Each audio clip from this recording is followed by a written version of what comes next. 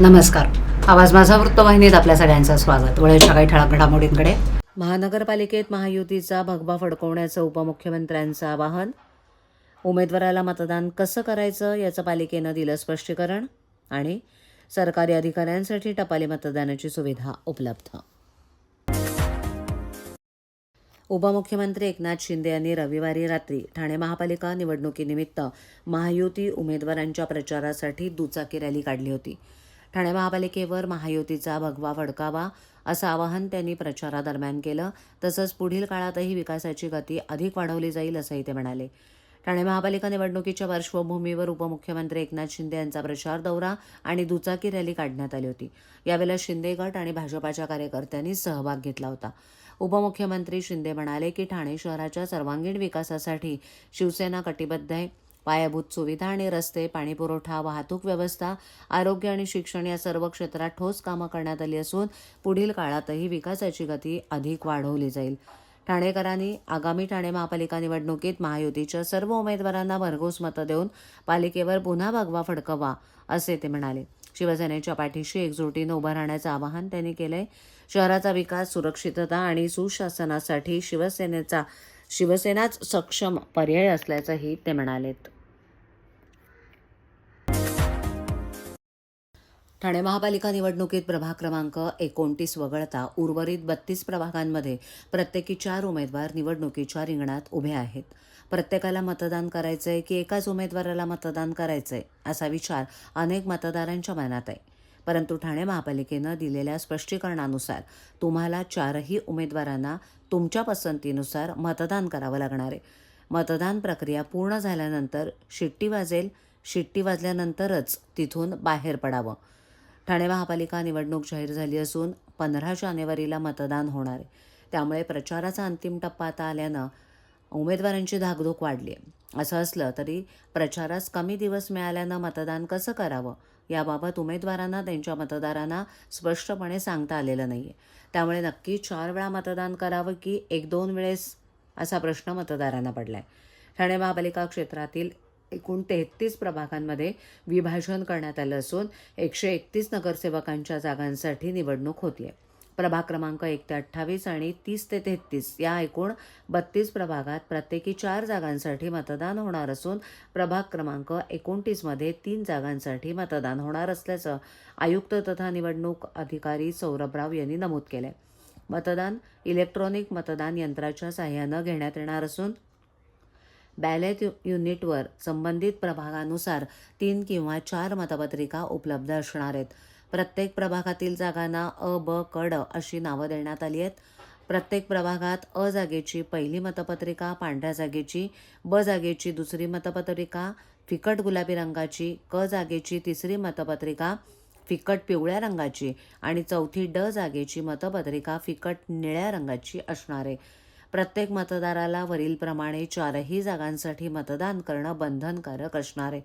मतदारांनी 4ही जागांसाठी मतदान पूर्ण केल्यानंतर इलेक्ट्रॉनिक मतदान यंत्रातून शिट्टीचा आवाज येऊन यंत्रावरचे दिवे बंद होणार आहेत. त्यानंतर मतदान यंत्र पुढील मतदाराच्या मतदानासाठी पुनश्च उपलब्ध होणार आहे. निवडणूक कामी कार्यरत असलेल्या आणि प्रत्यक्ष मतदानाच्या दिवशी मतदान केंद्रावर काम करणाऱ्या सरकारी अधिकारी कर्मचारी तसंच पोलिसांना त्यांचा मतदानाचा अधिकार बजावता यावा त्यांनी टपाली मतदानाची सुविधा उपलब्ध करून दिली आहे. या टपाली मतदानाला अधिकारी कर्मचाऱ्यांचा चांगला प्रतिसाद मिळत असून आत्तापर्यंत एकूण 1945 टपाली मतपत्रिका निवडणूक निर्णय अधिकाऱ्यांकडे प्राप्त झाल्या असल्याचं आयुक्त तथा निवडणूक अधिकारी सौरभ राव यांनी सांगितलं. ठाणे महापालिका सार्वत्रिक निवडणूक 2025-26 साठी पालिकेच्या 9 प्रभाग समितीनिहाय निवडणूक निर्णय अधिकाऱ्यांची नेमणूक केली असून याच ठिकाणी टपाली मतपत्रिका देखील स्वीकारण्यात येत आहेत. आत्तापर्यंत मतदानाच्या दिवशी कार्यरत असणाऱ्या 1292 कर्मचारी तर 653 पोलीस कर्मचाऱ्यांकडून टपाली मतपत्रिका प्राप्त झाल्या आहेत. टपाली मतपत्रिका स्वीकारताना निवडणूक आयोगाच्या मार्गदर्शक सूचनांनुसार संपूर्ण प्रक्रिया पार पाडली जात असून सुरक्षितता, नोंदणी, सीलबंद साठवणूक याबाबत विशेष दक्षता घेण्यात येत असल्याचं आयुक्तांनी नमूद केलं. ठाणे महापालिका निवडणुकीत काही प्रभागांमध्ये उमेदवार बिनविरोध निवडून देताना मतदान न घेण्याच्या प्रचलित पद्धतीला आव्हान देत सामाजिक कार्यकर्ते अजय जया यांनी मुंबई उच्च न्यायालयात जनहित याचिका दाखल केली आहे. लोकशाही प्रक्रियेत मतदारांचा मतदानाचा आणि नोटाद्वारे असहमती नोंदवण्याचा घटनात्मक अधिकार हिरावून घेतला जात असल्याचा गंभीर मुद्दा या याचिकेत उपस्थित करण्यात आला आहे.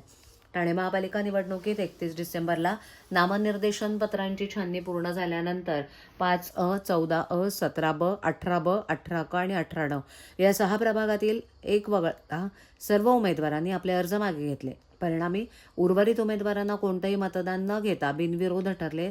त्याविरोधात जनहित याचिका दाखल करण्यात आली आहे. याचिकेतून नमूद केलंय की निवडणूक आयोगानं जाहीर केलेल्या निवडणूक कार्यक्रमानुसार मतदान आणि मतमोजणी ही अनिवार्य प्रक्रिया आहे. मात्र बिनविरोध निवडीच्या नावाखाली ही संपूर्ण प्रक्रिया टाळली जात असून त्यामुळे मतदारांचा नोटा निवडण्याचा अधिकार संपुष्टात येतोय. सर्वोच्च न्यायालयाच्या निर्णयानुसार नोटा हा मतदाराचा महत्त्वाचा घटनात्मक अधिकार असून तो निवडणूक प्रक्रियेचा अविभाज्य भाग आहे, असा युक्तिवाद याचिकाकर्त्यांनी केला आहे.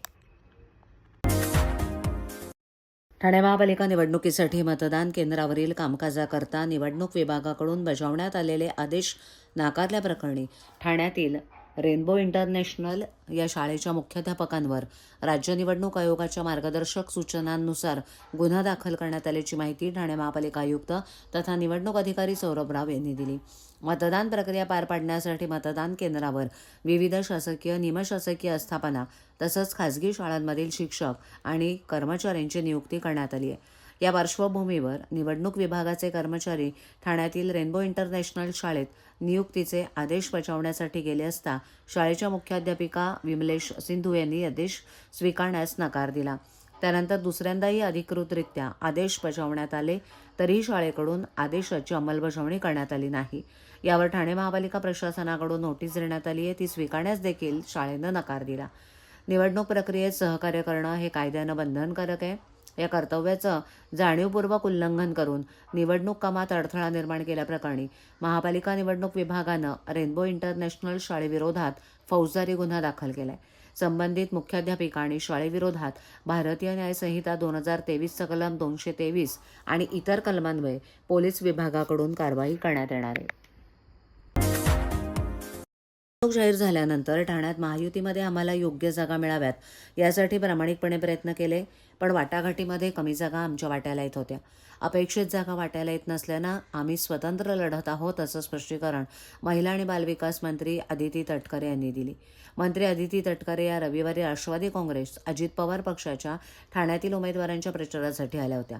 त्यावेळेला त्यांनी माध्यमांशी संवाद साधला. महायुतीच्या माध्यमातून या निवडणुका लढाव्यात असा राष्ट्रवादी काँग्रेसचा प्रयत्न होता. मात्र प्रत्येक पक्षाला संघटना वाढवायची असते. त्याचबरोबर प्रत्येक कार्यकर्त्याची इच्छा असते की आपण निवडणूक लढवावी. महायुतीत अपेक्षित अशा जागा राष्ट्रवादी काँग्रेस पक्षाला मिळत नव्हत्या. पक्षाच्या कार्यकर्त्यांची, पदाधिकाऱ्यांची इच्छा होती की जास्तीत जास्त जागा आपल्याला लढवायच्या आहेत.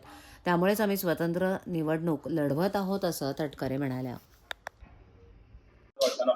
बरेचसे नाराज उमेदवार राष्ट्रवादी अजित पवार गटाचा निवडणूक लढवत आहेत. शेवटी प्रत्येक पक्षातले जे कार्यकर्ते, पदाधिकारी असतात ते कुठे ना कुठेतरी लोकसभा, विधानसभेची निवडणूक झाल्यानंतर आपली म्हणजे स्थानिक स्वराज्य संस्थेची म्हणजे कार्यकर्त्यांची निवडणूक अशा पद्धतीने या निवडणुकीकडे ते पाहत असतात. आणि ही एक वस्तुस्थिती खरी आहे की विधानसभा आणि लोकसभेच्या निवडणुकीच्या तुलनेमध्ये महानगरपालिका किंवा नगर परिषद, जिल्हा परिषद याच्यामध्ये होणारं मतदान सुद्धा टक्के जर आपण बघितलं, मतदानाचा आकडा जर आपण बघितला तर तो जास्ती असतो.